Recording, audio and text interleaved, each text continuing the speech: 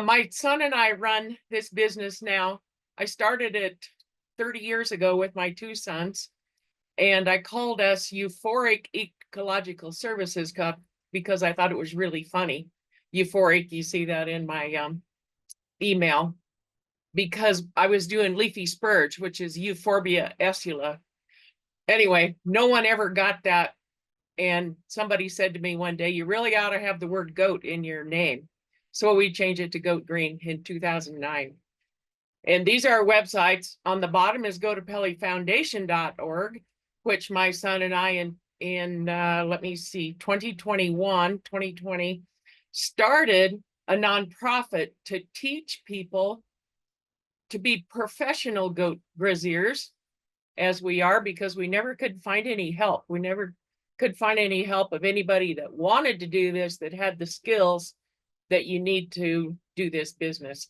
So we started that nonprofit. We've taught several people.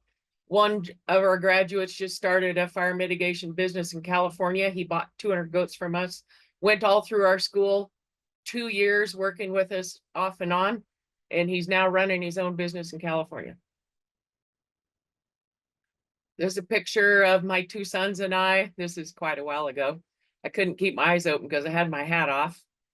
That's me. Donnie, my younger son, came back in 2009, and now we run together. I'm getting old, and now he's getting to be the boss more. I used to be, and now he's the major boss, and I'm the helper. So I grew up on a big cattle ranch. I was born in Valentine, Nebraska, grew up in the Sandhills, and then we moved to Wyoming. It was big cattle ranching family, and I was born a girl. Mom gave the ranch to my oldest brother. There was 5 kids. She gave it to the oldest brother. So I always wanted a ranch, and that's all I ever wanted to do, but I didn't have a ranch. So what I had to change was the word ranch, which is the noun. I had to change it to the verb. So I ranch every day. I'm just not on my own land anymore. We're always on contract somewhere in the Western US.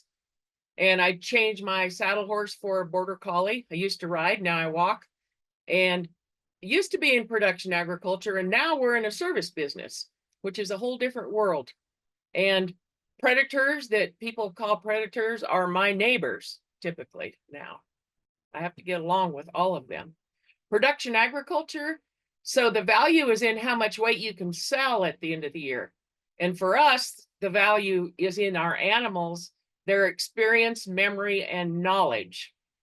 So I want my goats skinny, hungry, and very well behaved.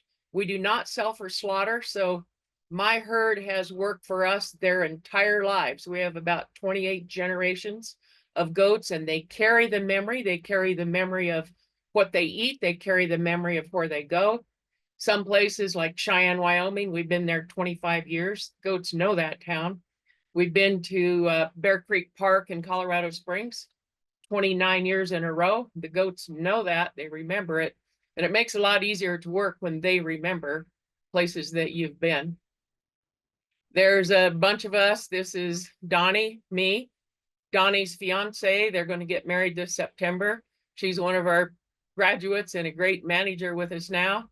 This was a student, and then this is a rancher from Oklahoma that works with us. He's not all the time. He just comes because he really loves being with goat camp because it's so fun and exciting and fast moving compared to his ranch in Oklahoma. He brings his beef from the ranch though, which we love to cook. This is Roscoe, one of our main dogs now, and he's the grandson of the famous Zippy dog, which I can tell you stories about the famous Zippy dog. So it's generational. Goats are generational. Us, our family's generational, and our dogs, our border collies, are generational. So when I first started this, it was to provide people an alternative to chemicals, herbicides, and mechanical machinery, which I call chasing symptoms, for land stewardship. So we use the managed goat grazing to build a living, functioning ecosystem where the desired plants sustain each other. Things are balanced. We recycle everything. Microbes are alive and working in the soil, and the water is held in the soil. And I call these things goal-oriented. Generational, like I said, the people, the border collies, the goats. The goats are born on the job. They work every day of their lives with us and die with us. Now, sometimes that's difficult if you're in the middle of a city, but to me, that's the best respect I can give them.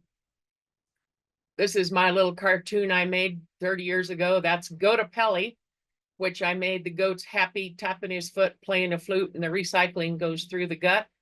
And they eat the problem. I thought it'd be a great idea if somebody would take the animal that eats the problem that they have. This is what we do. 30 years, 15 Western states, plus Maui. I did a job in Maui. I had to rent goats, and it was scary. Those goats were so wild, and I couldn't take my dog because of quarantine, so I didn't have a dog. But so when we first started, it was all weed management and a little bit of brush control. But then about the year 2000, it switched to 100% fire mitigation and fire fuel load when we had all those big fires in the West. So now we do a lot of fire mitigation and still a little bit of all this other. I am right now sitting in Rock Springs, Wyoming, and this is a flood control job in March. Who in their right mind would go to Rock Springs, Wyoming in March? Of course, now it's April. I trucked in on March 29th. Then we do a lot of reclamation, oil field reclamation, and reseeding. We work for whoever pays us. Everything I own has 4 legs or 4 wheels, and we go to whoever pays us. And I like to say we work with mutual respect between the land, between the landowner, between our clients, between the animals, the predators, us, everything. We got to be in respect because we don't own any of the land. We're always on someone else's land. And over the years, we work for federal land, state, county, city, private, local groups, homeowners associations. We do a lot of those, and big corporations like Chevron Oil. This is actually in Maui. Picture of that, my electric fence. And that's kind of hard to see, but this is the Lahaina Highway. And I was in a sugarcane field, and those are the goats I rented there. I had a rental car, and I put my electric fence on the top of the car. I bought a deep cycle battery. When I got there, I took the energizers in my suitcase and had this fence drop shipped to me. And then I gave the fence away when I left. But that's all I had there was this rental car. This is how we go in the US. My pickup, I have my camper and then the Can-Am on the trailer, hooked onto it with all the electric fence, batteries, energizers in the Can-Am or on that trailer, water troughs in the back seat. And the back of my pickup, my generator, back seat of the pickup are the border collies. And the goats go on a semi truck when we haul like 500 truckload. 4-deck semi is usually about 500. They go by weight though, not head count. 500 give or takes all the goats. This was when I was headed to California. I had 2 semi loads of goats, and then I had everything with me. Loading a semi, this is at Cody, Wyoming. So I make a little corral trap and make a funnel that goes right to the back of that chute and right onto the truck. And that's a 4-deck sheep truck. And we dry lot these goats 18 to 24 hours before we go to purge their systems. We need to get all the water out of them. Goats are like camels and they retain water. And it's best for all purposes to dry lot them so there's no water, because we want that truck clean and dry, and the goats travel better when they feel better. And that means that no food, no water. When they get there, they hop off the truck and go right to work. Quite often we have to unload right in the middle of the highway and have the border collies run them to wherever we're working. This is in a national wilderness area on top of a mountain in Colorado, and I was horseback. I had about 1,200 goats, and it was horseback, and we had to pack everything in on pack horses. One reason that this works and why I started this business was the difference between goats and horses and cattle and sheep. So I grew up with horses and cattle. That's all I knew. And then I went to graduate school. Well, first I went to college when I was 33. After managing ranches, Mom gave the ranch to my oldest brother, and then I had to go and I managed ranches, and I thought that was great fun, but I didn't think I could do that forever. So I went to college when I was 33. I got a degree in environmental restoration, botany, biology, and a master's degree in weed science. And in grad school, I read about how well goats eat weeds, and they're exactly opposite to horses and cattle for everything. And this is the diet preference. Horses and cattle are grazers. They eat all grass. Preference. Goats are browsers. They're completely opposite. They love trees and brush first. Anything pokey, everything poisonous. And then sheep would be kind of in the middle, but they're not as tough as goats. And they like, they'll start going to the grass as weeds start to dry out, where goats, you can make them eat the weeds every month of the year. I talk a lot about natural succession of plants, and that's about how I do every single job we do. And with the 1,000 goats, we're either pushing succession forward or backwards. So if we're pushing forward, that's like oil field reclamation. We start with bare ground. First of all, you're going to see annuals like cheatgrass, kochia, tumbleweeds. Then you're going to start seeing biannuals, most of the thistles except for Canada thistle, hound's tongue, poison hemlock. Those are biannuals. Then you start seeing perennials, and then you'll see brush, and then you'll see trees. So this is natural plant succession marching forward on the left side here. And in an arid environment like where I run in Colorado and Wyoming in the West, it's usually arid environment. So naturally, if you didn't do anything, this might take 400 years.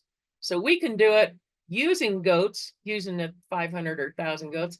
We can push this very fast, like do a complete push it clear to the perennial grasses in 3 years. Now, backwards would be an example. You're starting with trees and brush, which is maximum succession. You're pushing it backwards. So trees to brush, back to perennial grasses, back to biannuals, back to annuals, or bare ground. So we can do anything with a herd of goats. I just need to know what you want me to do. This is in the oil field at Waltman, Wyoming, just south of the Bighorn Mountains. And this is working for Chevron Oil. And this is a slide where we were pushing succession forward and backwards at the same time. So oil field reclamation, we reseeded this with the seed mix that BLM gave us, and we're pushing the bare ground of that location forward from bare ground to through annuals, through biannuals, to perennial grasses, and then the native forbs.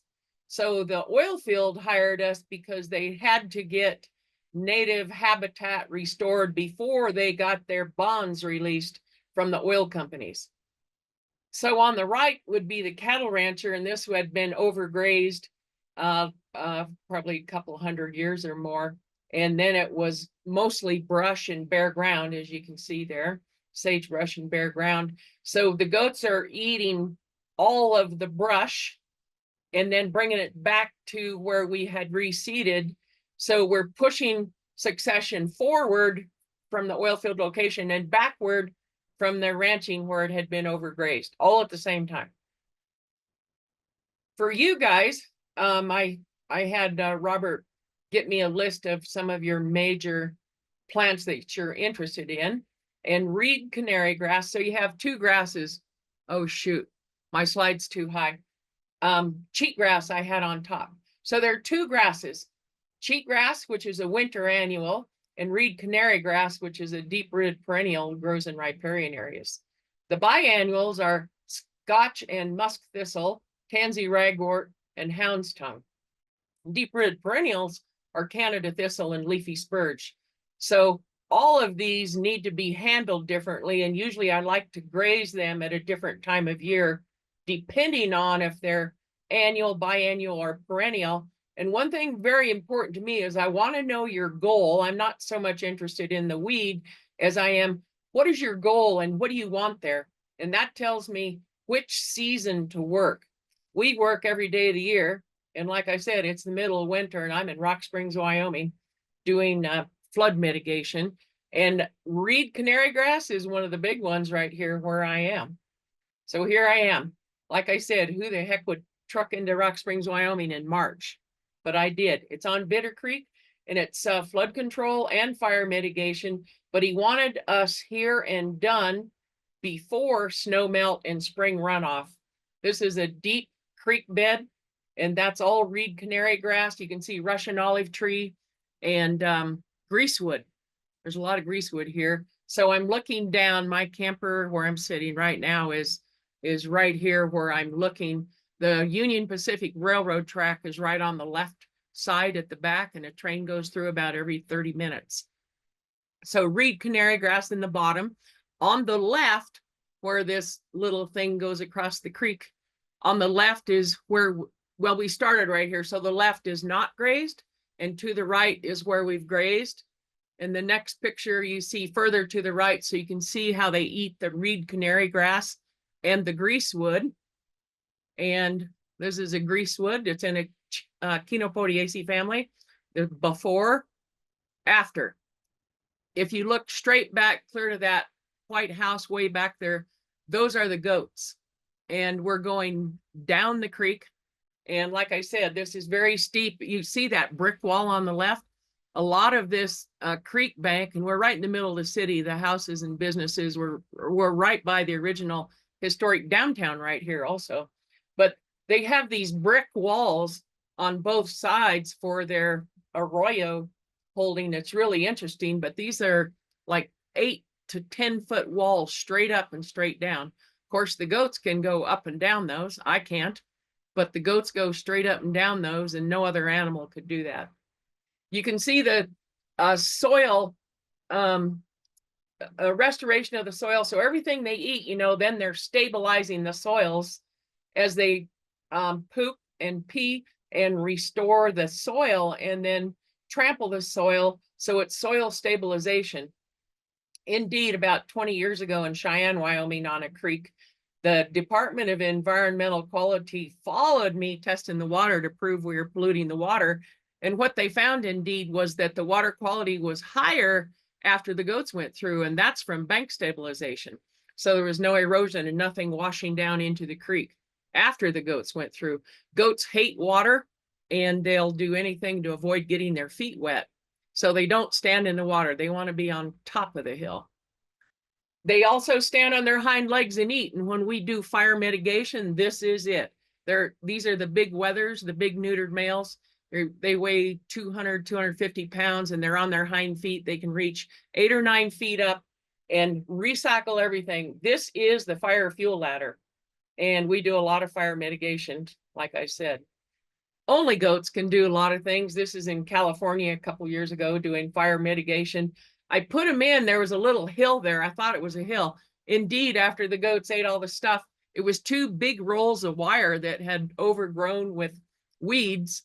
And I thought it was a hill, so you would not want your horse or your cow in there, but goats, no problem. They balance on top of that and ate the whole thing down. Again, this was in California a couple years ago. You can pack them. I bought a couple of pack saddles because I always thought I would pack the native seed and pack it on the goats, but I was worried they would stand in one spot and dump all that very high priced seed. So I haven't done that, but you can pack them. They climb trees. They balance in the top of a tree. So here doing fire mitigation, you know, this goat's about 10 feet off the ground, so they can reach higher if the small goats are climbing the trees. And they're very agile and very, very athletic. So you'll see them on the side of cliffs. I don't even know how they got there. This is poison hemlock. So my goats have eaten every poisonous plant I've come across in every state I've worked in so far. I didn't know it at the time. I just did my own test, but indeed goats have an enzyme in their saliva that detoxifies poison hemlock before they even swallow. This is in California 2 years ago, and that poison hemlock was 10 feet tall.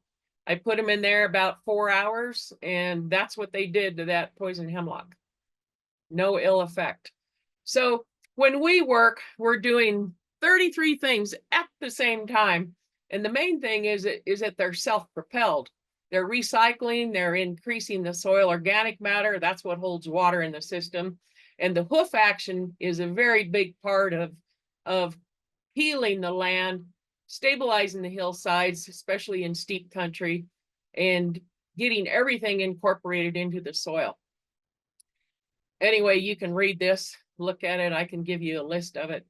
But they're doing all of these things at the same time. And one thing that machinery and herbicides and nothing else can reproduce is they're living. They're alive, and everything is alive. And I say that this is balancing art and science. The science are the plant species and what plant families all this stuff is in of what you're trying to manage. Soils test, the qualities of the soil, that's all science. Art is handling the animals. And we not only have to handle our animals, we have to handle everybody else's animals too. Here in Rock Springs, we drove in, there was a big Rottweiler off leash running. And then the neighbors here told us that there are 2 pit bulls up here on the corner that will attack and hurt you and bite you.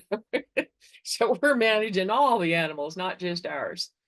This is my cartoon I made 25 years ago about the goat packing the native seed mix while they're recycling, fertilizing, irrigating, trampling, mulching, tilling, and aerating the soil while they're carrying your seed up the hill. This was a Chevron oil field reclamation job in Durango, Colorado. And we had 1,500 head, about 150,000 pounds of living energy. When you bring this life to the system, you're bringing everything to life. You're bringing the microbes to life in the soil, and you got to have that when you do any kind of revegetation and restoration work. Everything has to be alive, underground and above ground, and you just manage which plant species they want and which ones they don't want. And that's 6,000 hooves. Of course, the Border Collies run our operation as my dog Patch. And if something goes wrong, you can guarantee that we'll get the blame. So we had to have full PPE in that job. Oh, it was miserable. The fire retardant clothing was so hot and scratchy. Had to have steel-toed boots, hard hats, safety glasses. So I put that on my hard hat. Oil field at Table Rock, Wyoming for Chevron. They bring us water. So they bring us a semi-load of water. I thought it was hilarious because the goats played on that truck. They had shade underneath the truck and then they played on it. And I thought that was really funny. And the goats didn't need near that much water. Goats require very little water, which is wonderful for how we work in very remote areas, unlike a cow or a horse that requires 25, 30, 40 gallons of water a day per cow or per horse.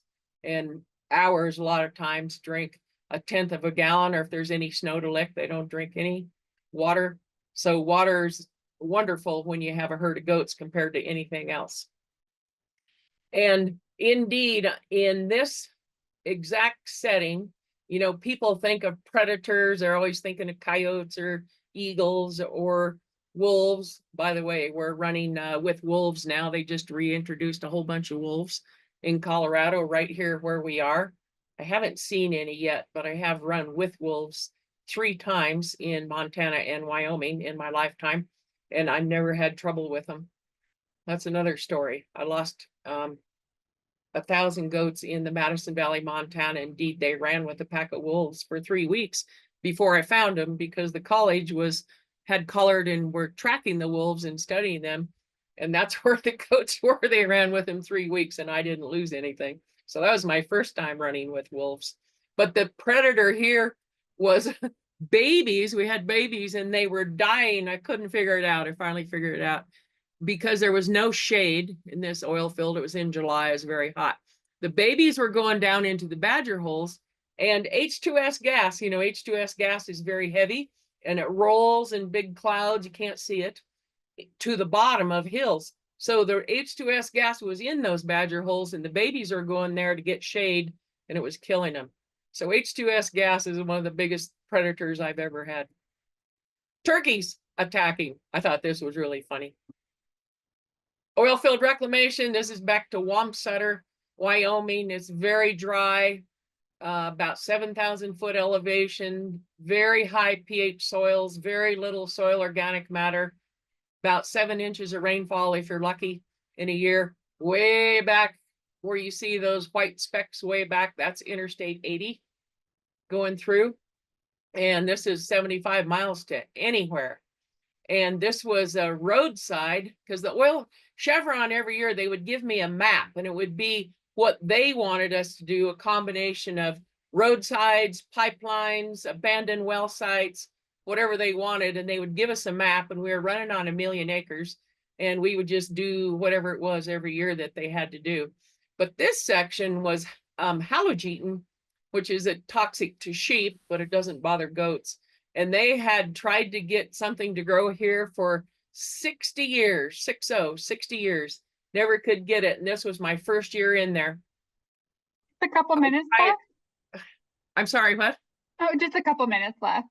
Okay. I tried to fence him to 1 million pounds per acre to get that kind of impact for restoration. And 1 year later, we had grass. Anyway, it's very successful. Feed the system. You got to build nutrition and feed it to build diversity and stability. Everything has to be alive. Working in Colorado along a bike path. This is by Aspen, Colorado, where millions of tourists come every year, winter and summer. And so we see everybody from the world. The world comes to us when we're by Aspen, Colorado. I'll click through this real fast and then I'll stop. This was at Waltman, Wyoming, again, by the Bighorn Mountains. First year, nothing but tumbleweeds. Soils test, so I know what's there and what to plant.